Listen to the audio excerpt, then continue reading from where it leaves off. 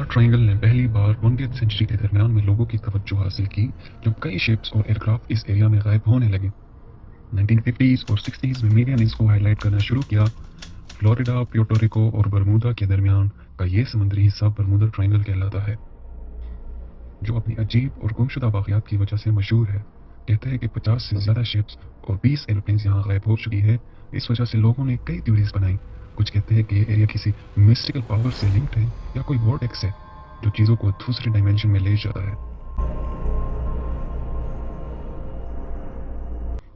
لیکن ایک Australian scientist Karl کوزلنیکی نے اس راز کا جواب شاید ڈھونڈ لیا ہے۔ ان کے مطابق برمودا کے زیادہ تر مسٹریس ڈس اپیرنسز صرف 2 وجہ سے ہوئی ہیں۔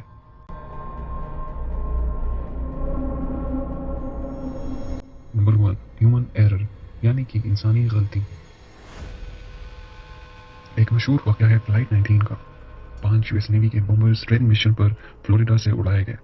سب کچھ ٹھیک چل رہا تھا، لیکن 90 منٹس بعد کمانڈر نے ریڈیو پر بتایا کہ وہ لوسٹ ہے اور پھر وہ کبھی نہیں ملے۔ ایک میسو سرچ آپریشن ہوا، لیکن نہ پلینز ملی، نہ ہی 14 لوگوں کا کوئی پتہ چلا۔ حالانکہ اس دن کا ویدر بالکل ٹھیک تھا، ہلکا بریز، سنی ڈے، ٹریننگ کے لیے بالکل پرفیکٹ اور آئیڈیل۔ پھر کیا ہوا؟ کال کے مطابق کمانڈر بہت ہی برا نیویگیٹر تھا، وہ پہلے بھی 2 مرتبہ لوسٹ ہو چکا تھا۔ اس نے اس دن شفٹ چینج کرنے کی کوشش کی، لیکن منع کر دیا گیا۔ اس نے سوچا کہ وہ فلوریڈا کیز کے اوپر ہے، جبکہ اصل میں وہ بہامس کے چھوٹے آئی لینڈز کے اوپر تھے۔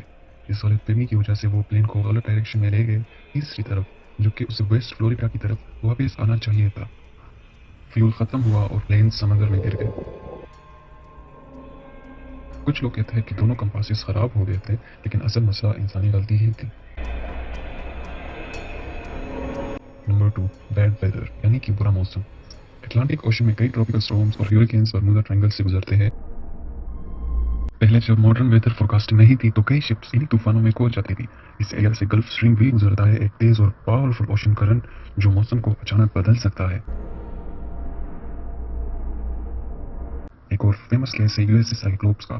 1918 میں 500 ٹن کا کارگو شپ جو 11,000 ٹن مینگنیز لے جا رہا تھا غائب ہو گیا، لیکن نہ کوئی سگنل ملا، نہ کبھی اس کا ملبہ یا ریکیج۔ تھیوریز کہتی ہے کہ شاید وہ ایک طوفان میں آیا یا کسی راک ویو نے اسے ڈبا دیا۔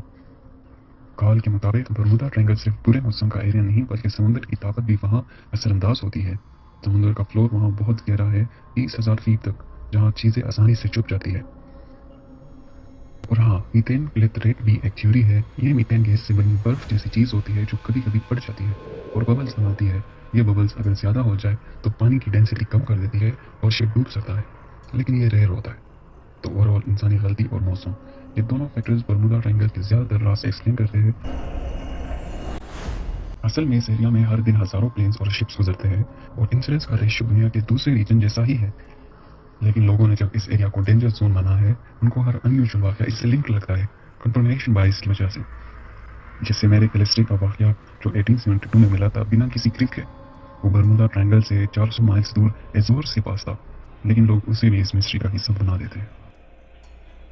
آخر میں بات یہ ہے کہ کال کے مطابق برمودا ٹرائنگل اتنا خاص نہیں جتنا لوگ سمجھتے ہیں، لیکن جب تک کوئی اور عجیب ڈس اپیرنس نہ ہو یہ راز زندہ رہے گا۔ باقی اللہ بہتر چلتا ہے۔